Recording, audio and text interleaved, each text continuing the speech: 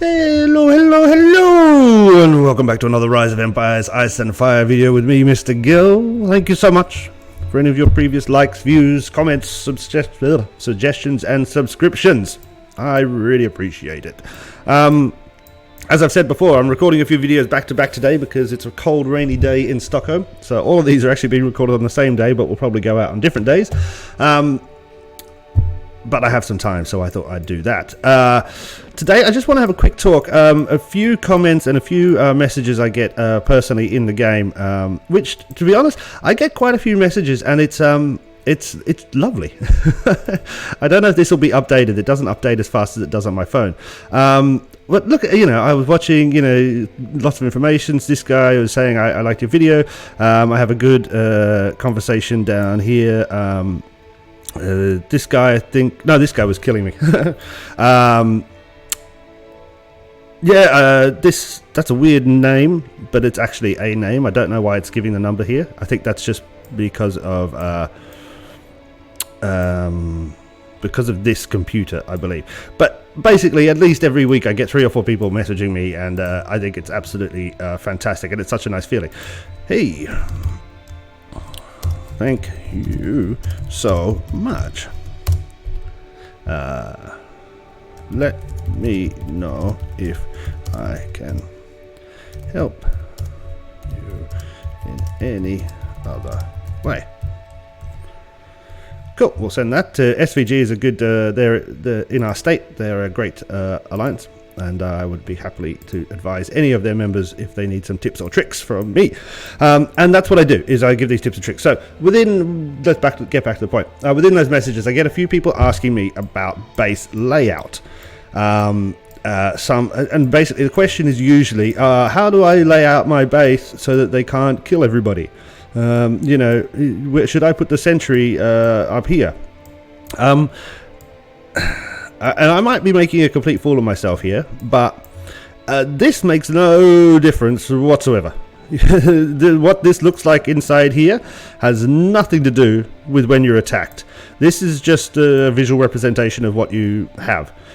You could put everything in one corner over there. You could put everything over there. You could lay it out all sexy and nice. You could do whatever the hell you like. It makes no difference if you're attacked where things are, and whether or not some people ask if they should disconnect the roads because that means the attacker can't come in. No, that really makes no difference whatsoever. That is not going to affect it. I am 99.99% sure on that. I get slightly worried because I could be an idiot. There's a few times I have been an idiot and said something completely wrong, but yeah, there's no reason for you to think that the layout of your town affects in any way the outcome of a battle. What the layout of your town does affect is how fast these little guys work. Okay, so as you can see, if we wanted to, and let's do it over here, let's get this one here.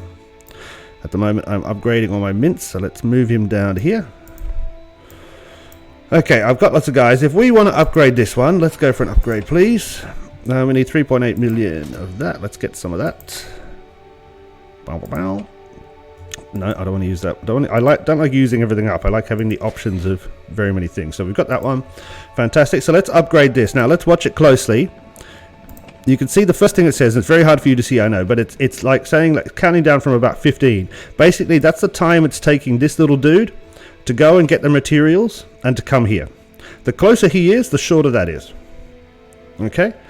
Now, the layout would define how long that is. If he was here and all the materials were here, it'd probably be a 2 second before he got there in time.